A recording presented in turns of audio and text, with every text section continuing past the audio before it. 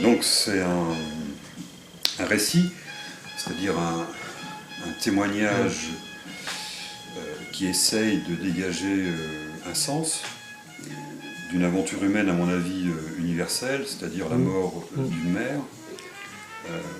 Alors, à partir de là, dans un contexte particulier qui est la maladie d'Alzheimer et la disparition progressive de toute lucidité, de toute conscience de soi. Et donc c'est cette dégradation, cette perte de soi vécue par son fils en priorité, qui est aussi philosophe, à l'intérieur de structures médico-hospitalières qui, en toute bonne foi finalement, peuvent contribuer à peut-être à produire. Voilà, donc c'est sans doute ce qui est le plus difficile à déterminer, puisqu'encore une fois, il y a plusieurs registres qui interviennent. Donc il y a la voix du fils, il y a la voix du philosophe, il y a la voix on pourrait presque dire, de l'usager du médico-social. Et puis il y a la voix de celui qui essaye d'écrire. Et je crois que c'est l'écrivain qui à la fin essaye de rassembler ces différentes tonalités dans une structure peut-être pas synthétique, mais en tout cas essaye de produire une forme d'unité. Voilà. Et ça serait une nouvelle voix en fait, la voix de l'écrivain qui viendrait se superposer aux précédentes et dépasser leur pluralité en quelque sorte, sans pour autant la faire disparaître évidemment. Alors c'est pareil, je m'adresse à ceux qui ont pu connaître ma mère, je m'adresse à ceux qui peuvent vivre des situations de même nature, et puis en passant à l'écriture, je m'adresse à tout le monde en quelque sorte, à tous ceux qui sont capables d'entendre un discours portant sur des questions de la mort, de la filiation, de l'amour d'un fils, etc. Là, sinon, je ne crois pas qu'il y ait schizophrénie, parce que justement, chaque ressenti ou chaque lecture a sa légitimité, et donc, en essayant de les dépasser dans leur particularité, on peut peut-être produire quelque chose qui soit enrichi de cette particularité. Alors, est-ce que c'est une leçon que j'en tire? Encore une fois, je ne crois pas que ce soit ça. En tout cas, ce qui est sûr, c'est que je n'ai pu le faire qu'après que le processus se soit achevé. J'ai même dû, à un moment d'ailleurs, retourner à la maison de retraite pour consulter son dossier médical pour être sûr de ne pas avoir rêvé certains trucs. Et moi, je dirais surtout que moi, ça me permet, j'écris pour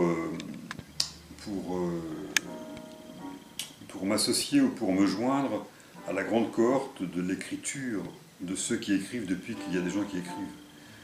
Il y a quand même dans l'acte d'écriture, ce que j'essaie de rapidement dire dans l'avant-propos, c'est quand on écrit, on rejoint en fait une parole humaine qui s'est sédimentée, qui s'est constituée à travers l'histoire de la littérature, à travers l'histoire de l'écriture, et modestement, mais vraiment infinitésimalement, voilà, si on arrive, évidemment, il semble qu'on s'inscrit dans un courant qui nous porte, et en même temps qu'on aide à se poursuivre en quelque sorte. Je crois que ça s'est mis en place en marchant, en quelque sorte. Et puis petit à petit, voilà, j'ai trouvé un ton qui m'a paru suffisant. Après, je ne sais pas si, évidemment, on peut jamais épuiser sans doute une telle histoire, mais il me semblait que là, que le récit forme une unité qui est suffisante. Voilà. Donc je n'ai pas cherché c'est une volonté, parce que justement, évidemment que j'ai sans doute eu mon passé de philosophe qui m'a permis de réagir à ma façon à cette histoire. Mais je pense que c'est plus l'événement qui m'a instruit philosophiquement que moi qui aurais pu en donner un sens philosophique comme ça de l'extérieur. Voilà. Donc j'ai pas voulu philosopher, et en plus je pense que j'aurais pas vraiment pu philosopher là-dessus. Je ne suis pas sûr que la philosophie, finalement, elle soit capable de dire ce qui a été dit dans ce texte. Et donc, je trouvais que le terme de non-vie montrait bien la contradiction dans laquelle on se trouve dans ces cas-là. Il y a bien encore de la vie, il y a bien encore biologiquement de la vie, il y a bien encore administrativement de la vie, même, je dirais, parce que c'est quand même fondamentalement un peu ça. Et puis, la non-vie, ça veut dire à la fois que c'est une vie qui n'en est plus une, et en même temps, je crois que c'est le non que ma mère aurait dit si elle avait pu le dire. Elle aurait dit, je ne veux pas cette vie-là. Ouais, donc je pense qu'en fait, la dimension sentimentale, enfin, du ressenti filial, si on veut, elle est sous-jacente à tout le texte. En fait, elle est comme une espèce de tension implicite dans le texte qui ne se présente jamais directement.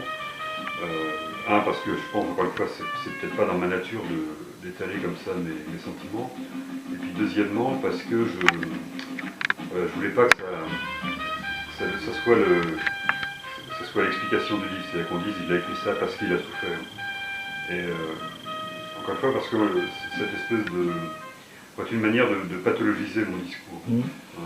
C'est un peu ce que je raconte. À un moment donné, il y a un des médecins qui a un peu essayé de me dire, mais au fond, ce que vous me demandez, c'est symptôme d'une espèce de dépression que vous êtes en train de faire. Et non, je crois pas. Je crois qu'il y avait vraiment une réflexion, une interrogation sur le sens de la vie, etc. Et que c'est à partir de là que moi j'interpellais les décideurs. J'ai quand même été celui qui a représenté, disons, la famille, et qui en même temps qui a assumé l'essentiel, mais il n'y avait pas de désaccord. Je pense que ça, c'est déjà, à mon avis, sans doute lié à un caractère particulier. Et en même temps, c'est aussi parce que je voulais pas livrer ce pathos comme une forme d'explication. Voilà. Parce que dans le livre, je raconte bien qu'à un moment donné, les médecins, certains médecins ont essayé. Alors, j'espère que je vais en parler souvent, oui. Mais en tout cas, il y a une date à retenir, c'est le vendredi 6 novembre à la Viellois, à 20h30, dans le cadre des Cafés Philo, où là, je vais parler, mais cette fois-ci plus en philosophe. Je fais un café philo, le thème étant réflexion autour du droit de mourir dans la dignité. Donc là, on aborde vraiment la question telle qu'elle apparaît aujourd'hui. Et je pense que j'évoquerai on parlera du livre aussi, mais la soirée sera consacrée à affronter directement cette question ô combien actuelle.